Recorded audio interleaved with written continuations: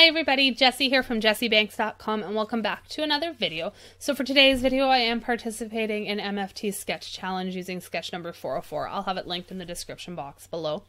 I'm using this adorable little Bubbled Over with Love stamp set. I'm stamping it out with that tea dye distress ink, and I'm just using an acrylic block this time instead of a stamp positioner tool, because you don't always have to use a stamp positioner tool. If you don't have one, you can make gorgeous cards with it. I'm showing you how I'm just creating a super light line there with my pencil and my T-square, and now we're going to stamp out our little bunnies, and I am stamping them with that tea dye ink because I am going to watercolor this entire card for you guys. So we're going to get both of our, oh, I tested that one to make sure that it wasn't stained because I had used it with black ink prior, so just wanted to make sure that that wasn't going to transfer over. So now we're going to stamp our two little bunnies out. Oh, and I'm going to give her that little bubble coming out of, my head got in the way, out of her little wand for blowing bubbles. And then we're going to add in our other little bunny. Now I'm going to come in and put, I grabbed this one bubble that had like a whole bunch, and then I decided that it didn't fit right where I wanted it, so I took that one off and I ended up going with the smaller one that only had 3 little bubbles on it. And I'm going to stamp this one 3 times onto the image here. And then we're going to go ahead and pull out my blue painter's tape after I measure 1 inch in on either side. So I'm going to have a 2-inch strip down the middle and 1 inch on either side because my card front here, my head is in the way. Oh my goodness, I'm sorry. My card front here is 4 by 5 1/4, so I can cut 1 inch off of either side and come up with a 2-inch strip down the middle of the card. If I could get my big head out of the way. Wow. Anyway, I digress. Now I am going to use my Schmincke palette here. This is the Horadam watercolor, so it is their artist grade watercolors. And I love these. These were the first artist grade watercolors I had bought. I saved up for these for a long time. And the other half told me to finally go ahead and purchase them because I wanted them. I've had them for a couple of years now. I love them. I use them lots. This tin is beat up and scratched. It's sitting beside me. I haul it all over the place, but I adore these paints and I like to use the products I have, and I haven't done anything with my Schmincke paints in a while, so I decided to pull them out for this one. So I'm starting off by just giving it a light wash of cerulean blue over the background, and then I did mix up some, I do believe I used their Ultramarine Finest and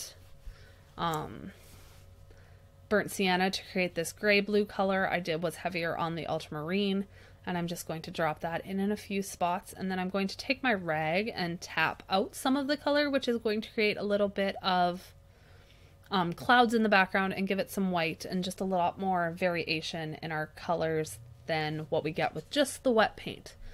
So I do all of that, and I do let this air dry in between. I'm not setting it with a heat gun, so I'm just doing all of these parts and then I'm setting it aside to dry. I'm just not filming that part. I hope you guys can't hear the furnace kicking in. Anyway, back to what we are doing. So now I'm going to go along and do the ground, and I just mixed a couple of the greens. I do believe I mixed the olive green and the May green together, if I remember correctly, just to start our grounding here. And then I will pull off our tape and we will start painting our little bunny rabbits, because I love these bunnies. They're ever so cute.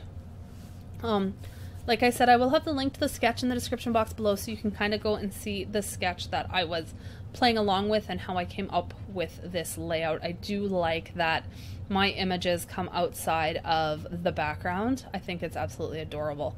These images take quite a while to paint. I went slow. I'm not a speedy watercolorist, especially when it comes to tiny things. They take me forever to paint. But I'm super happy with the way they came out. The one bunny is a little more of a cooler brown, and then the one bunny is a lot more of a warmer shade, which was super fun to do. I kept them super bright and cheery with their clothes and the bubbles and all that fun stuff, but they definitely take a while to paint up. So I hope you guys have been enjoying the videos I've been putting up lately. I've been trying to get you guys a lot more content. It's been a lot of work, but I'm thoroughly enjoying it. I've always really, really loved making videos, so that's just what I like to do, so it's super fun to be back at it and all that fun stuff.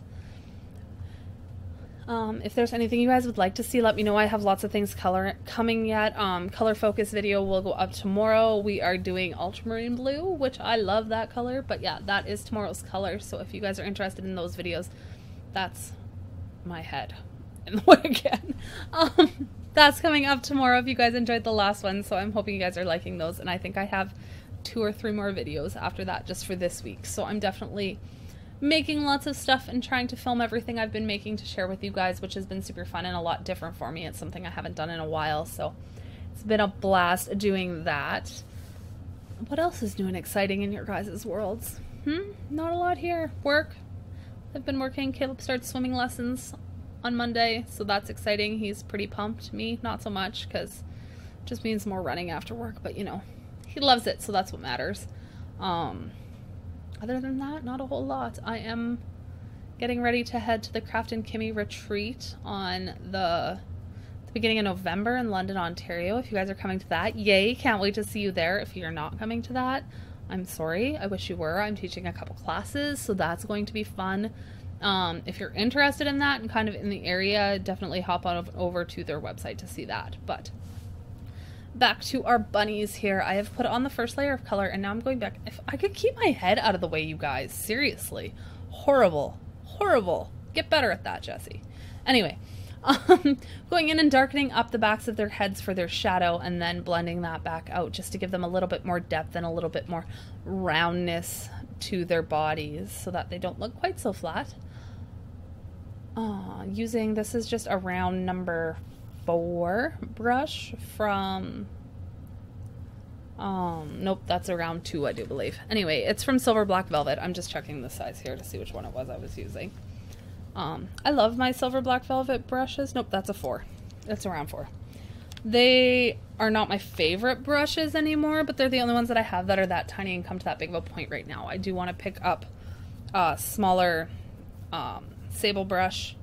People like those Escoda brushes. I wouldn't mind trying those. I'm just not sure where to get my hands on them currently, so I wouldn't mind playing with some of those in the future. I like watercolor brushes. If you're interested in seeing my brush collection and the brushes I use on a regular basis, definitely let me know in the description box below, and I can do a video featuring all of those brushes for you guys. So darkening up our second bunny, and now you can really see how the one is a lot cooler and the one is a lot warmer. I decided that I wanted them to both be bunnies and both be fluffy and both be kind of in the brown family, but that I wanted them to be kind of completely different colors as well, just to give the watercolor card a little bit more contrast so that it didn't quite read so similar, I guess. I just like to make things more difficult for myself, apparently. What did I do? I went out on the corn trails today. That was fun. It's about a 2.5-hour walk or so to do both of the mazes through the cornfield, which is always exciting and super fun to do in the fall. I love it. All the corn is dead and the leaves are turning, and you're out in the middle of the countryside, and it's just kind of really, really pretty. I enjoy being out there, so I did that.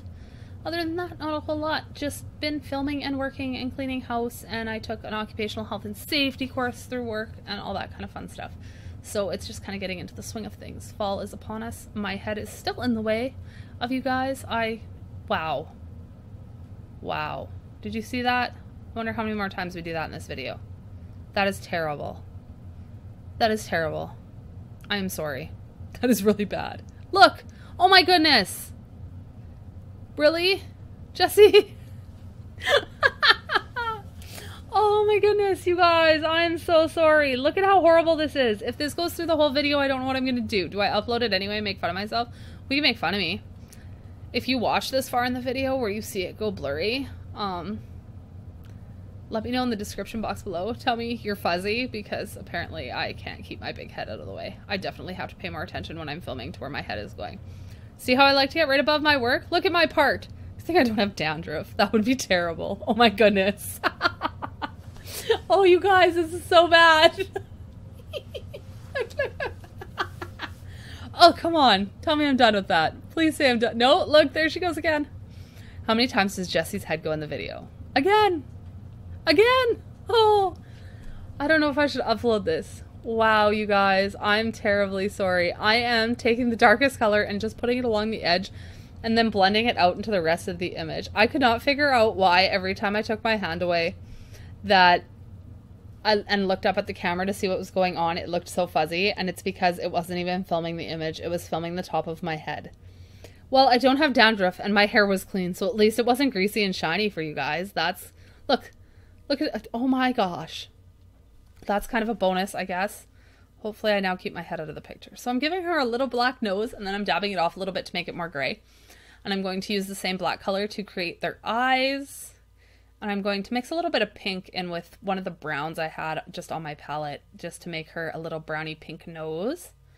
And then I have, this was just on the palette. I do believe it's just ultramarine blue and some brown mixed into it. And that's what I'm using to create her little bubble blowing wand, and then the little tie on the other bunny's jacket. Give her a little yellow button. Now I'm going to drop in some magenta and some blue into these bubbles, and I drop it in really, really heavy with lots of water so that it washes out. My bubbles don't stay perfectly round because of this fact, but that's okay. I really think they turned out super cute. Super duper cute. You can see how I'm dropping the blue in now, and that'll give me kind of a combination of both colors. It'll make some darker, some lighter, some more blue, some more purple, some more pink. I think it's really, really pretty. So we're going to do that and then paint our little container that would hold like the bubble liquid that you put the wand into, that she is holding, with a little bit of green. And then once that's all dry, oh, I added in their mouths.